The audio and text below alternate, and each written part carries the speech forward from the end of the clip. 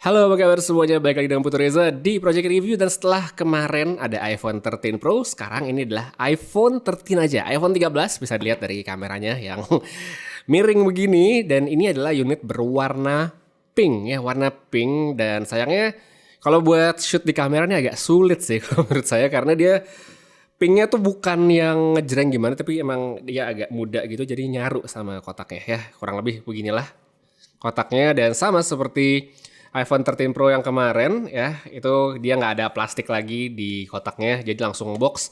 Dan untuk aktivasi udah dibuka sealnya ya, jadi saya tidak bisa membuka sendiri untuk episode yang sekarang. Oke ya, iPhone 13 langsung aja kita buka, kita lihat kayak apa handphonenya. Oke, ada apa-apa pastinya di situ. Ini dia handphonenya. Oke, dan nggak tahu ya yang kamu lihat sekarang kayak gimana di layar, tapi kalau saya di sini lewat monitor ini tuh kayak warna putih. Jadi sulit banget untuk mendapatkan warna pink ya kalau dari posisi sekarang. Jadi emang ini putih kayak apa ya, pinknya tuh muda banget, jadi nggak terlalu yang ngejreng gimana. Dan kameranya seperti bisa dilihat dia disusun secara diagonal miring. Dan kita buka dulu ya plastiknya, bukan plastik sih, pokoknya lapisan layarnya lah ya, kita buka dulu. Oke, kita nyalakan, memastikan bahwa ini bukan Apple atau iPhone HDC dengan Android di dalamnya. Oke, enggak, udah bener.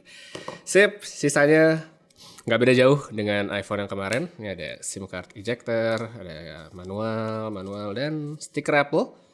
Serta tidak lupa di sini ada kabel USB-C to Lightning untuk ngecas. Jadi kalau mau dibandingkan, ini adalah iPhone 13 Pro yang kemarin udah saya unboxing.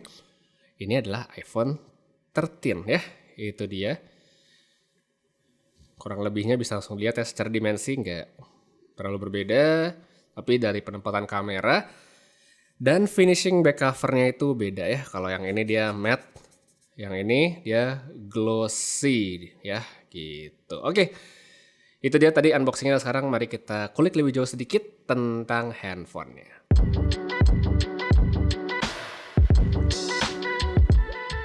Oke, jadi sedikit balik tentang desain. Ini dia tampilan dari iPhone 13 warna pink yang harus saya akui ini susah untuk bisa nunjukin warna sebenarnya. Karena pinknya ini tuh malah kadang jadi kayak putih, kadang jadi sedikit ungu. Tapi meski demikian, ini warna yang bagus. Dan saya cukup yakin, orang yang senang dengan warna pink itu bakal suka sama yang ini. Secara dimensi, sebenarnya nggak ada perbedaan yang berarti antara versi Pro sama yang nggak. Begitu juga sama ukuran notch yang kurang lebih sama. Tapi kalau kita ngelihat ke belakang, ukuran kamera ya, kotak kameranya itu berbeda. Jadi kalau yang tidak Pro ini lebih kecil. Dan ketika saya coba pasangkan ke casingnya iPhone 13 Pro, itu selisihnya kelihatan banget ya, ada yang kosong tuh gede banget. Cuma sedikit notes juga bagi mungkin ada yang berpikiran gimana ya kalau misalnya pakai iPhone 13 dengan casingnya iPhone yang tahun lalu, iPhone 12 ya. Saya di sini nggak ada yang iPhone 12, cuma ada yang iPhone 12 Pro. Dan begitu saya pasangin ke casingnya, sebenarnya muat, tapi posisi kameranya itu kayak sedikit digeser sama Apple, jadi ya nggak bener-bener presisi sama casing yang lama. Jadi emang ya itu dia pinter-pinter Apple lah untuk jual aksesoris, dibedain sedikit supaya kita nggak bisa pakai yang seri lama ya. Bisa lihat sini ada selisih yang sebenarnya nggak terlalu beda dibandingkan yang tahun lalu, cuman ya itu dia digeser jadi ya nggak pas dan ya bisa dipakai cuman nggak nyaman. Ya gitulah, pokoknya bisa lihat ya langsung sekarang gimana bedanya. Secara specs, iPhone 13 sebenarnya masih sama-sama dengan A15 Bionic kayak yang Pro. Jadi secara performa harusnya sih nggak ada selisih yang signifikan.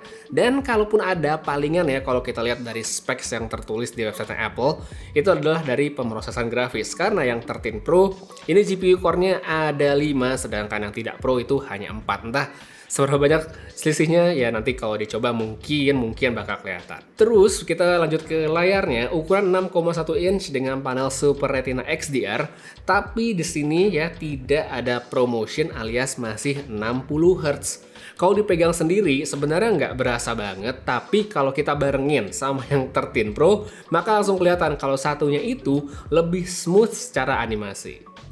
Dan terakhir untuk sistem kameranya, di sini masih dual kamera, resolusi juga masih 12 megapiksel, tapi Apple masih memberikan cinematic mode serta perekaman HDR dan Dolby Vision untuk iPhone 13. Untuk sedikit tes, kalau di iPhone 13 Pro saya ambil di indoor, sekarang saya akan coba di outdoor, dan dari beberapa percobaan hasilnya bisa dibilang memuaskan sekali untuk harganya.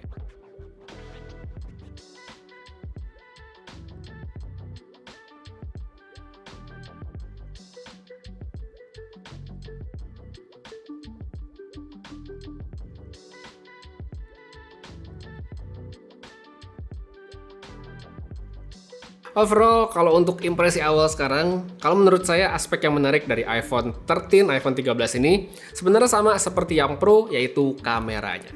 Terlepas di sini nggak ada lensa tambahan ya, cuma ada 2, tapi Apple masih memberikan menu atau opsi baru seperti Cinematic Mode yang ternyata setelah saya cek dan coba, itu bekerja baik dan ya nggak bisa dibilang ada keluhan ya untuk yang sekarang.